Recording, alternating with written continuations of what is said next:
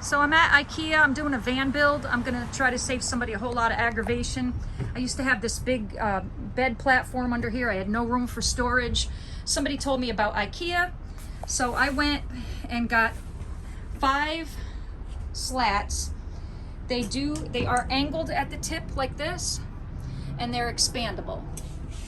As you can see here, they slide in and out. So my Ford already comes with these lips already here. I would like my bed a little higher, so if I can get a carpenter later on.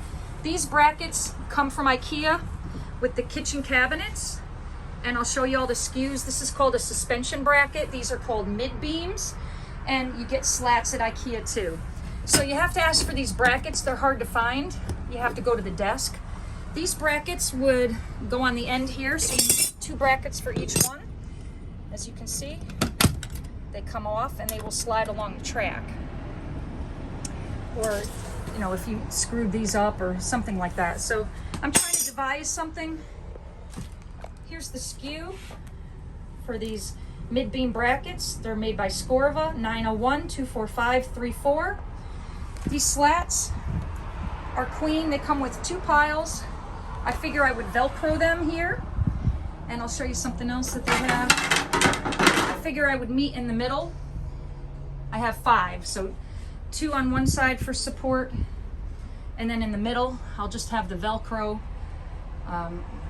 you know, split it down the middle for support. And these brackets, like I said, you go to the desk, you're going to need 1 on each end of these. They take 3 screws a piece. And then what these are for, I had to ask for screws and little rubber stoppers.